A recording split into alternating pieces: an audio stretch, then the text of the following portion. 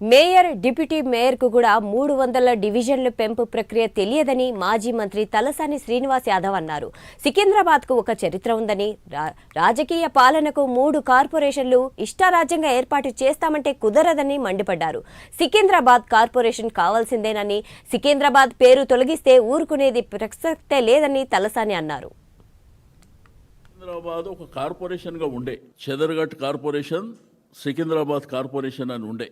ఈ జంట నగరాలలో సికింద్రాబాదు పేరు లేకుండా ఈ జిల్లాలో ఏర్పాటు చేస్తామని, 3 కార్పొరేషన్లు ఏర్పాటు చేస్తామని సైంటిఫిక్గా కాకుండా వాళ్ళ ఇష్టానుసారం ఏదో రాచరిక పాలన కొనసాగుతుంది, మా సామ్రాజ్యం ఉంది, మా ఇష్టం ఉన్నట్టు చేస్తామంటే ఇక్కడ ప్రజలు వాళ్ళు యాక్సెప్ట్ చేయడానికి సిద్ధంగా లేరు.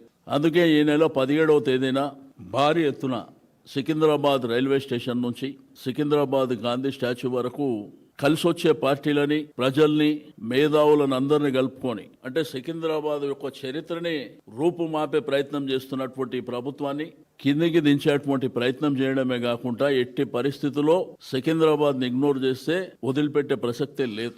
దీని హిస్టారికల్ బ్యాక్గ్రౌండ్ ని పక్కన పెట్టి సికింద్రాబాద్, ఇప్పుడు మల్కాజిగిరి అనేది ఒక గ్రామం, సైబరాబాద్ అనేది ఒక గ్రామం, శంషాబాద్ అనేది ఒక గ్రామం, కాలక్రమేణా డెవలప్మెంట్ జరుపుకుంటూ పోయినాయి. ఆ ప్రాంతాలని ఇగ్నోర్ చేయమని మేము చెప్పాం. కానీ చరిత్ర ఉన్న సికింద్రాబాద్, హైదరాబాద్లో ఎవరు వచ్చినా జంట నగరాలు, నిన్న శ్రీధర్ బాబు గారు పదే జంట నగరాలు అని మాట్లాడండి. జంట నగరాలు ఏవి? సికింద్రాబాద్, హైదరాబాద్ కలిస్తే జంట నగరాలు. ముఖ్యమంత్రి గారికి ధైర్యం ఉంటే హైదరాబాద్ పేరు తీసేయమని చెప్పు.